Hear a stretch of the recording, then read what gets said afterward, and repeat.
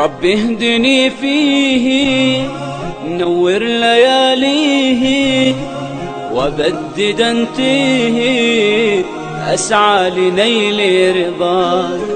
اغفر خطايانا واحفظنا وارعانا، واجعل نوايانا تحث الخطى لهداك.